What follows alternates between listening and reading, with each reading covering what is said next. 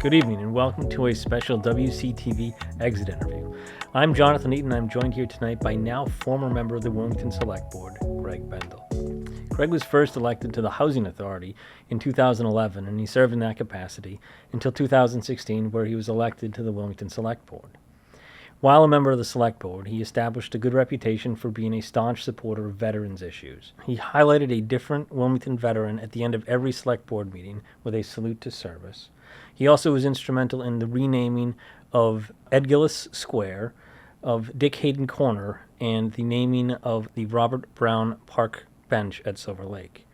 He also voted to designate Wilmington as a Purple Heart community. One of Greg's other main points was public safety, and he was endorsed by the Wilmington Police and Firefighters Union on several occasions during his different elections. He's also a driving force behind securing a parcel of land for a future North Wilmington Fire substation, as well as negotiating a $250,000 donation from Princeton Properties for the future construction of that facility. He was involved in the creation of a position within the Wilmington Police Department for someone who is designated to help out residents who are suffering from substance abuse issues and mental health issues. And he also was instrumental in designating January 3rd as Sean Collier Day here in Wilmington, named after the Wilmington High graduate and MIT police officer who was tragically killed in the line of duty in the aftermath of the Boston Marathon bombings. He has served on the Superintendent Search Screening Committee, the Economic Development Committee, the Senior Center Building Committee, the Wildwood School Building Committee, as well as the Town Manager Contract Negotiation Subcommittee. Outside of his civic contributions, he's been a teacher at Shawshing Tech since 2006. He's also the freshman boys basketball coach there. He has his master's degree from Salem State University and his bachelor's from UMass Lowell. And if he has any spare time, he and his wife Andrea are busy raising and or chasing around their 3 young girls. Greg, thanks for coming in tonight. Thank you very much. I appreciate you having me. And whoever you were describing there, hopefully I can live up to that individual here while I try to answer your questions. But I appreciate it. And by the way, I'm glad that we're not debating here in this room. I know we spent a lot of time here at the studio, and we've had some good times. In fact, I think if memory serves me correctly, I interviewed you after you left the board a couple years back. So, well, now the tables have turned. Yeah. So, what has been your favorite part of your 9 years on the Select Board? I really enjoyed every minute of it. Truth be told, it's bittersweet for me to have to leave, but I've learned a lot, and I think it's been my interactions with others. You build relationships with a lot of people, and including my friendship with you, which has strengthened over the years due to our interest in government, but interacting not only with employees of the town, with residents of the town, with other officials, and you learn a lot when you're in this position. And I think one of the things that I've learned over the last 9 years is just how much I still have to learn. There's a lot that goes into this role, and clearly I've also learned that nothing gets accomplished by one individual. Everything's a team effort, and it takes collaboration, and it takes compromise, and so. But I really have enjoyed the meetings. I really, believe it or not, I love the preparation for the meetings. I like the actual, the way that the meetings are held and the rules that go along with that, and learning about the procedures. And then afterwards, analyzing the video and thinking about what we could have done better and what we could do better the next time. So I've really loved the institution that is, the Select Board, and learning all about that. That's been really, really, it's been awesome for me. On the flip side, what has been the most challenging part of being on the Select Board? Yeah, I think that being in this role was a very unique position. I think it's often misunderstood. We're not the mayor, we're not the city council. We have what I think is the most purest form of government, which is, as you know, town meeting form of government. We have a strong town manager, and then the 5 of us who are elected to represent the 23,000 plus residents that live here, and to do a very specific job. And unfortunately, government does move slow, and that can be frustrating sometimes. And you certainly don't always get the end result that you wanted, but you have to try to do the best you can and try to work with others. And as long as you stay positive and you vote your conscience, and it's there's been some difficult votes that we've had to take, and certainly that leads to people getting upset, and that's never easy. But you can't blame them when they're directly impacted. People are very passionate about where they live in our town, and about the issues. We're a very engaged community. We get a lot of feedback from residents, and sometimes it's positive, sometimes it's constructive. So you have to have thick skin, and I think you need to try to stay off social media as well. So you served 5 years on the Housing Authority, 9 years on the Select Board. If you had to point to one thing that you were most proud of, what would that be?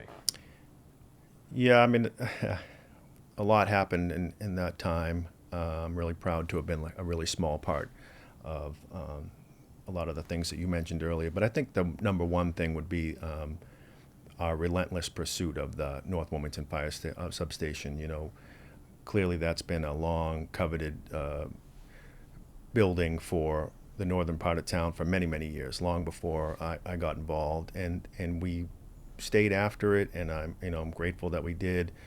We got a little derailed during COVID, obviously, while we dealt with that, and we stayed after it, and we finally secured the property, as you mentioned earlier, behind the Hardin Tavern, and I'm just so glad that that's actually going to come to fruition, hopefully in the near future. And then, a lot of other great things that have happened over the last couple of years. We opened a beautiful senior center, as you know. We have a new town hall coming online. We've hired some really talented people during my time, including, the substance abuse coordinator, new finance director, new clerk. But I think one of the things I'm most proud of is the addition and the hiring of our new town manager, Eric Slagle, and our new assistant town manager, Judy O'Connell. And together, I just think that they're a dynamic duo. They work really well together. They're both very, very bright, and they bring unique skills and skill sets to the position. And together, I just think that they're going to be great for us as a town moving forward. Okay. On the flip side of that, is there anything that in your 14 years of town government that you would have done differently? Well, I think I'm 100% sure that I got some votes wrong, that's for sure. And I'd like some do-overs, but nobody's perfect, and you try to do the best you can with the information that you have. And fortunately, we have a great staff, as you know, our town employees and the staff at Town Hall, which is super helpful, and they set us up for success. And there's going to be disagreements, and you're going to lose some votes sometimes, and that's okay. That's part of the democracy that we have here. And I'm sure that people didn't always agree with the votes that I took, or a decision that I made, or a stance that I had, but I hope that person walked away, and even though we disagreed, they didn't feel disrespected. I'm really proud of the way that I tried to conduct myself, and I try to always remember that my mom is watching and my students are watching, so I have to try to behave myself, and I like to think that I did that. But as I said, I'm sure I got some things wrong and things I'd like to do better, but did the best I could with what I thought was right for the town, and I don't have any regrets. You mentioned some of the support that the town employees have given you as an elected official. Is there anyone in particular whose support has been really helpful along the way? I know as an elected official, sometimes it's a lonely job, but is there anyone out there that especially kind of propped you up to help you get through it? Yeah, I mean, starting with the staff at Town Hall, I mean, they're just amazing. The day-to-day, the behind-the-scenes stuff, I'll single them out, and they can be mad at me later, but, obviously Beverly Dalton, our administrative assistant, has just been tremendous all these years, and obviously my friend now, and Tommy and Anthony and Kathy and Wendy before that, Town Hall, they've just doing a great job of making sure that we have everything we need to do. And it's a quick turnaround, as you know. We get the packet on a Friday, take the vote on a Monday, and they're doing everything they can to get us the right information. So the staff has been awesome. And then I really, as I mentioned at the last meeting, just been so grateful to have learned from a lot of great mentors, people that came before me, the Mike Newhouses, the Mike Shampoos, Judy O'Connells, Lou Samaglia, and yourself, who I had the great honor of serving with. And I like to think that I've learned something from each one of those people I loved. First of all, they were much brighter than me. I always found that anytime I was in the room with you, I was not the brightest guy. So tonight we've identified who the brightest guy in the room is. And that's but these were really passionate people who, like us, grew up in town, cared about their community, wanted to make an impact. I mean, I think about a guy like Lou, who literally twisted my arm to run, and I'm grateful that he did. And then just kind of taught me, always do the right thing, always try to put the town first. He's obviously a mission-driven guy, and he's been like a big brother to me, and I really enjoyed the time that we had when he was temporary town manager. That was really special for me because I happened to be chair during some of that time, and I'm grateful for them. And obviously, there's other people that have been supportive. I don't want to miss anybody, but going back to high school, the Stewart family encouraging me to run. It was kind of a joke in their house that I would run someday. The Peterson family, Judy O'Connell's just been a great mentor of mine, and now I think she's going to thrive in this new role that she has. She's been a champion at every level: school committee, selectman, national champion, literally successful in business and obviously in politics, and she's just fabulous. I love the way that she prepares for meetings, and she's the one that got me hooked on watching the meeting afterwards and seeing what we could do better and dissecting the meetings. The thing that I learned from you was always you were so prepared and very Belichick style attention to detail, and I really appreciated that. Tried to take some of that with me, but a lot of great people. I've worked with a lot of great people. I've worked with 10 other members of the board during my time. So, contrary to what some people say, there's been a lot of turnover. And at one point I was the new guy, and now I guess I'm not the new guy anymore. So, but the staff has been great. Our employees are phenomenal.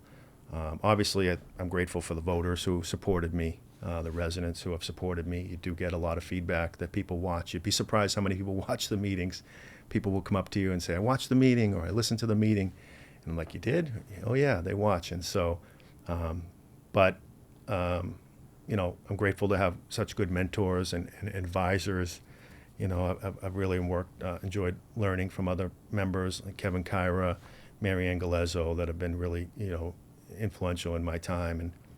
But of course, as you know, your family gets dragged into this whole thing. So you can appreciate as a young dad and your whole family, my parents, just like yours, and watching every meeting and there to support you the whole time. And my whole family's been super supportive, but, I'd be remiss if I didn't admit that this doesn't happen without the support of Andrea. My wife has been, like yours, super supportive, and, without her, none of this has been possible for me to kind of pursue my dream of doing this, and she's just been the